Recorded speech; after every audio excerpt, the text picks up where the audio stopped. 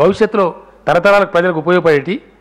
కాబట్టి వీటి government of India 19,000 కోట్లు మిషన్ భగీరథకు, 5,000 కోట్లు మిషన్ కాకతీయకి ఏమంటే దానికి 19 పైసలు వేయలేదు, దీనికి 5 పైసలు వేయలేదు. 19 పైసలు. ఇక నేను 1,00,000 కోట్లు ఇచ్చినా ఇది ఇచ్చినా అని బొచ్చ గుద్దుకొని ఏంది ఎవరు మోసం చేయడానికండి? ఈ అరుపులు పెడబొబ్బలు ఇవన్నీ చెప్పి ఎటు పడతాడు చెప్పి ఏది పడతాడు చేయమని కూడా కాదు. We are very sorry. వీరికి ఒక అలవాటు ఉందండి, వీరి వల్ల పార్టీకి చాలా కాస్ట్ కూడా అవడది. నేను స్వయంగా విన్నా, వాస్తవం చెప్తున్నాను ఈ మాట. వీరికి ఎటు పడితే అటు మాట్లాడే అలవాటు ఉంది అమిత్ షా గారికి. సమాజం నేను చెప్తున్న భారతీయ జనతా పార్టీని క్షమించదు, ఎట్టి పరిస్థితులు క్షమించదు. ఇన్ని అవాస్తవాలు అసత్యాలు తెలంగాణ రాష్ట్ర ప్రగతిని దెబ్బతీసే విధంగా, తెలంగాణ భాషలో చెప్పాలంటే తెలంగాణ పచార పొడగొట్టే విధంగా, జాతీయ విపణిలో అంతర్జాతీయ విపణిలో తెలంగాణ పరుగు తీసే విధంగా చాలా ఇర్రెస్పాన్సిబుల్గా భారతీయ జనతా పార్టీ జాతీయ అధ్యక్షుడు మాట్లాడిండు. కాబట్టి ఎట్టి పరిస్థితులలో ఆయన తెలంగాణ ప్రజలకు క్షమాపణ చెప్పాలి, ఒప్పుకోవాలి. నాకేం సంతోషంగా లేదు.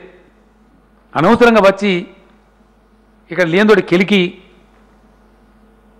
పెద్ద గందరగోళం చేసి పడితే ఇంకోటి ఆయన మాట్లాడితే మేము మత రిజర్వేషన్లకు వ్యతిరేకం, ఇక అదోటి పట్టుకొని ఇక మత రిజర్వేషన్, అది కూడా వాళ్ళకి కాంట్రడిక్షన్ అండి.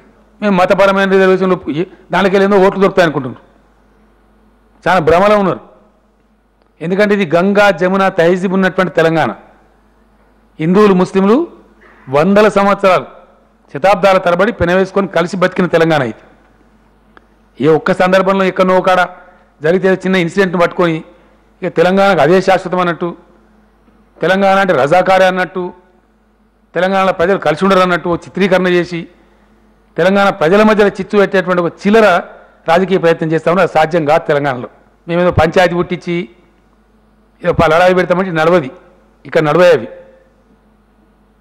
ఎక్కడో క్యాల్ తప్పిన వాళ్ళ కాడ గుట్టల జంగల్ పొన్న కాడ పోయి నడుస్తుంది. ఈ తెలంగాణలో వచ్చి మేము ఏది పడితే చెప్తామంటే ఇక్కడ గొర్రెలు లేరు, ఏది పడితే అది పిచ్చిగా నమ్మేటోళ్ళు లేరు. ఒక 14 సంవత్సరాలు 15 సంవత్సరాలు సుదీర్ఘం. ఈ దఫా 60 ఏళ్ల నుంచి కన్సిస్టెంట్గా తన కోరిక నెరవేర్చుకోవడానికి పోరాడి తమ యొక్క ఉద్యమ లక్ష్యాన్ని ముద్దాన్న ప్రజ ఈ తెలంగాణ ప్రజ 6 దశాబ్దాల పాటు పోరాడి వీళ్ళంతా సోయి తప్పి తెలివి తప్పి లేరు. ఈ లెక్కలు కూడా పకడ్బందీగా ఎందుకు చెప్తామంటే మేము 15 ఏళ్ళు యుద్ధం చేసినాం ఈ దేశంతో, లక్షల క్వశ్చన్లకు ఆన్సర్ చేసినాం. మాకు దేశ రాజకీయాలు మను రాజకీయాలతో మా కాన్సన్ట్రేషన్ అంతా తెలంగాణ. మేము తెచ్చుకున్న తెలంగాణ ఖచ్చితంగా మంచి తెలంగాణ తయారు కావాలి, అన్ని రంగాల్లో అభివృద్ధి చెందాలి. కాబట్టి మేము ఎవరితో ఘర్షణకు పోలే. ఈరోజు వచ్చి అమిత్ షా మాతో కెలుక్కున్నాడు అనవసరంగా. మేము ఇంతకుముందు ఏమైనా అన్నామండి? పోయినసారి ఆయన ఇచ్చిండు 90,000 కోట్లు ఇచ్చినాడు, మీరు రాసిండ్రు. వాళ్ళు బస్తీ మీద సవాలని మాట్లాడిన ఇక్కడ ఉన్నటువంటి నాయకులు ఏదో ఫోన్లేని చెప్పి వదిలేసినాం మేము. అలాగే నాకు అర్థం కాదు. అప్పుడు ఏదో గాయగత్తర్లో కన్ఫ్యూజన్లో 5 సీట్లు గెలిచిండ్రు, ఏది 2014లో ఉండే కన్ఫ్యూజన్లో. ఆ తర్వాత బీజేపీ సంగతి బయట వాళ్ళండి జిహెచ్ఎంసీలా గది రాయండి జర మీద సార్. ఇలా బీజేపీ పరిస్థితి ఏందో జిహెచ్ఎంసీ ఎన్నికలు కాదా దర్పణం. వాళ్ళు ఎమ్మెల్యేలను కూడా 1 సీటు గెలిచినారండి, 1 సీటు. సరే మేము మా అంత సిపాయిలు 219 నేను చెప్పా 2019లో మా టీఆర్ఎస్ నేషనల్ గవర్నమెంట్ అవుతాడ. తెలంగాణ నిందించిన ఎవడైనా మా శత్రువే. కేసీఆర్ని కాదు, మళ్ళీ దయచేసి టీఆర్ఎస్ని కాదు, తెలంగాణ రాష్ట్రాన్ని తక్కువ చేసి చూపించే ప్రయత్నం, తెలంగాణ రాష్ట్రాన్ని కించపరిచే ప్రయత్నం ఈ ప్రపంచంలో ఎవరు చేసినా వాళ్ళని మేము క్షమించము. మా ప్రాణం పోయినా సరే పోరాడతాం. ఇంకోటి చెప్పాను, నావే సిగ్గుపడేది కూడా లేదు.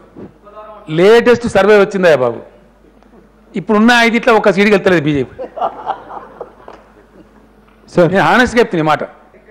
కేంద్ర ప్రభుత్వం యొక్క పార్టీ అధ్యక్షుడని కదా లాస్ట్ టైం మేము మౌనం పాటించినాం. మళ్ళా సంవత్సరం తర్వాత మళ్ళీ అదే దండ కడతా అంటే ఊరుకుంటామా?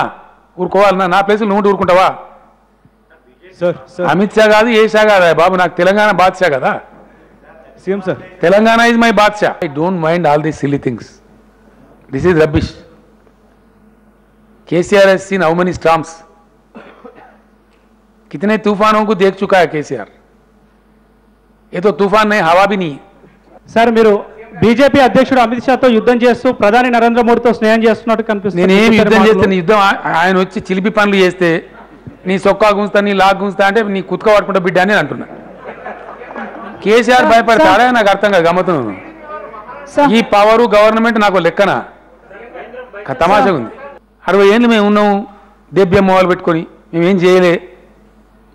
ఇప్పుడు నువ్వు కూడా చేయొద్దు. ఇదా రాజకీయం? మేము ఉన్నప్పుడు మేము ఏం చేయలే, మాకు మైండ్ పని చేయలే. మేము ఢిల్లీ కాళ్ళు మొక్కి మా ఆత్మగౌరవం ఢిల్లీలో తాకట్టు పెట్టినాము. వాళ్ళ పర్మిషన్తోనే పరేళ్ళు చేసినాము. మీరు కూడా గట్టినే ఉండాలి. ఇదా తెలంగాణ? సార్ మీ పార్టీకి చెందిన 30 మంది ఎమ్మెల్యేలు బీజేపీలో చేరడానికి సిద్ధంగా ఉన్నారని బీజేపీ రాష్ట్ర నాయకుడు ఇంతగానో ఘోరం ఇంకోటి ఉంటుందా? అమిత్ షా వచ్చే పర్యటనకు అలా చేరతారంట సార్. లేదా joke of the millennium. It's a joke of the millennium. పోయి బీజేపీలు ఇంకా